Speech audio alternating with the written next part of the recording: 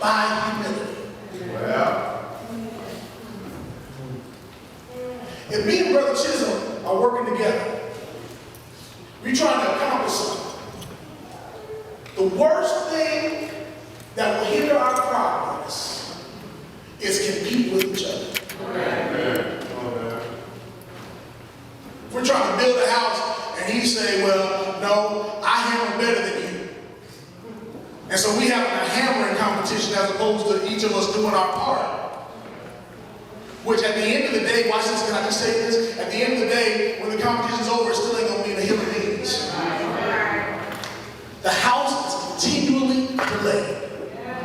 But the reason why we can't work together is because I got pride and he got pride. And so neither one of us wants to be the first to say it. Sorry, I got to focus.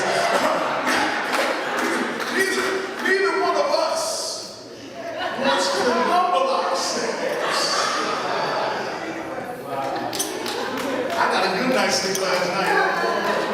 This is natural. This is but neither one of us wants to be the first one to humble ourselves. So what we do is we keep working against each other. And we keep increasing the hurt, increasing the offenses. And sometimes we gotta learn, you need to probably write this down, that just humbling yourself ends the problem. How do you say, because you say, what's humbling myself? How's that always end the problem? Because what about the other person? The other person doesn't matter when you humble yourself. Because now you're no longer offended by everything they do. I wish I could help somebody this morning. You're no longer a victim of what they do, and you're also no longer creating more obstacles for us. Now, I'm going to tell you something. There's some people you ain't never going to be able to get away from, so if you're going to have to live with them the rest of your life, you better learn how to humble yourself. And watch this. Humility means sometimes saying I'm sorry when I don't feel like I'm wrong. Y'all ain't saying amen? Because some of you don't say you're sorry when you know you did wrong. But what humility and maturity is learn how to say, I'm sorry so we can move forward. I'm sorry so we can make a difference. I'm sorry. And matter of fact, you don't just have to say I'm sorry. This sometimes humility means I'm going to shut up.